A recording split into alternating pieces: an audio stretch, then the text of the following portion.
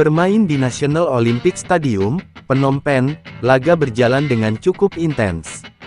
Kedua tim sama-sama melakukan jual beli serangan sejak awal laga. Timnas Indonesia lebih dahulu menebar ancaman melalui tandukan Ramadan Sananta di menit ke-5, namun bola masih melambung di atas mistar gawang Myanmar. 2 menit berselang, giliran Myanmar mengancam melalui sepakan Zulkarnain, namun Hernando Ari dengan sigap mematahkan peluang tersebut. Timnas Indonesia akhirnya berhasil memecahkan kebuntuan di menit ke-19. Adalah Marcelino Ferdinand yang mencatatkan namanya di papan skor setelah tendangannya dari luar kotak penalti masuk ke gawang Myanmar. Skor berubah menjadi 1-0 untuk keunggulan Indonesia. Unggul 1 gol membuat Indonesia lebih percaya diri dalam menyerang.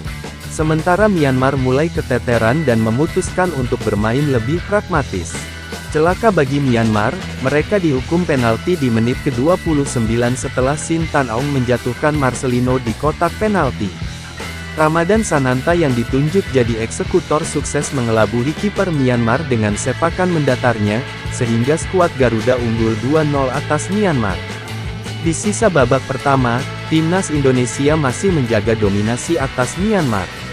Namun Indonesia kesulitan untuk menembus pertahanan rapat Myanmar sehingga skor 2-0 bertahan hingga turun minum.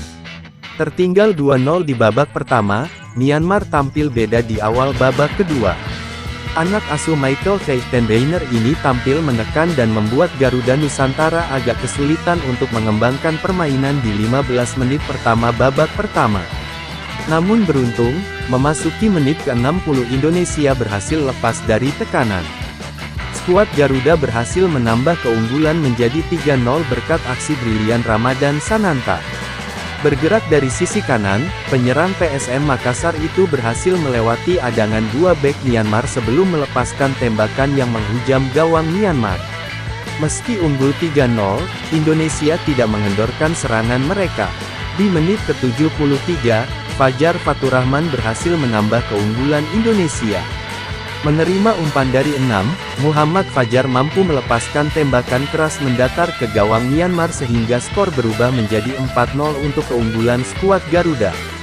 Di menit ke-76, skuad Garuda nyaris menambah keunggulan andai tendangan terukur Beckham Putra di dalam kotak penalti tidak ditepis oleh Pai Piotu. 5 menit berselang, Indonesia nyaris mencetak gol lagi setelah Titan Agung melewati kiper Myanmar, namun sayang tembakan mendatarnya masih bisa disapu oleh bek Myanmar. Di menit ke-87, Titan Agung berhasil membayar kesalahannya. Menerima umpan dari Hernando Ari, Titan Agung berhasil melewati adangan bek Myanmar sebelum melepaskan tembakan yang mengelabui penjaga gawang Myanmar. Skor berubah menjadi 5-0 untuk keunggulan Indonesia.